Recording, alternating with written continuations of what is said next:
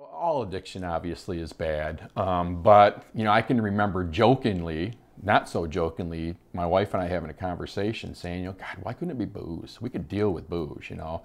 Heroin addiction, opiate addiction is one of those things where it spirals out of control very, very quickly. You'll meet a lot of functioning alcoholics. You don't meet functioning heroin addicts that often. Our son really spiraled out of control within 3 months. And one of the things he said later on is, he thought he could walk away from anything. But he said, Dad, I couldn't walk away from this. He goes, I'd tried other drugs and it was no big deal. I could go weeks and not use it again and do my schoolwork and show up to work and do whatever it happened to do. And he goes, but this one was totally different. And he goes, I was hooked the minute I shot it into my arm.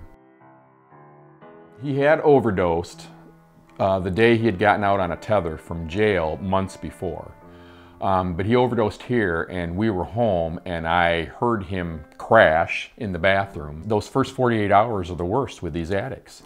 And I wish I would have known that. The tether person said, oh, you're one of the lucky ones. And I said, what do you mean I'm one of the lucky ones? Because we didn't feel very lucky. And they said, well, out of the kids that were released on that Friday morning, 5 of them overdosed and 3 of them died.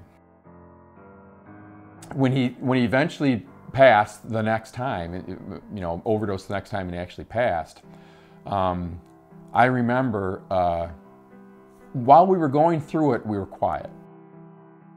When Eric died, I no longer kept it quiet. Our phone rang off the hook for about 2 weeks after that.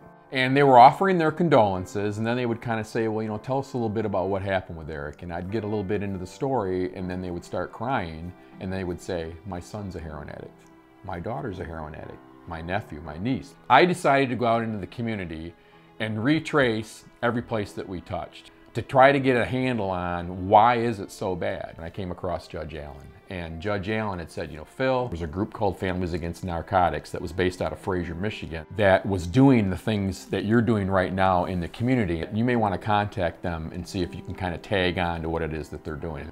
For me, it was a godsend. It did give us, rather than reinvent the wheel, I was able to steal the wheel and put a structure in place to where you can really have an impact on your community. Right now, one of the newer things I'm doing with FAN in general is they've asked me to help them start chapters. We said to ourselves, if you're a family member of an addict, or you're the addict, who are you going to come in contact with? Who might you come in contact with? Well, doggone it, we're going to get them at the table and have them be part of our group, and that's what we've done. The first thing I always say is I'm the face of addiction. And that's getting into the front door to say, if you're not dealing with this, it could happen to you. A group like ours is really beneficial to you because we really are trying to break the curtain down a little bit so that it isn't so stigmatized, so that you can find not only a support system for yourself, but for your kid or loved one as well. We happen to be the Okemos Ingham County chapter, and again, I specifically call it Okemos because I want people to know it's a suburban problem. We meet at the University Lutheran Church, and we meet there on the 4th Tuesday of each month. That open forum is a place for the families to come. Bring your daughters and brothers and sisters of the addict, your wife, your husband, mom, dad, grandpa, whatever it happens to be, and the addict as well. My end mission is, I don't want any other family to have to go through what we went through. It sucked. It was terrible.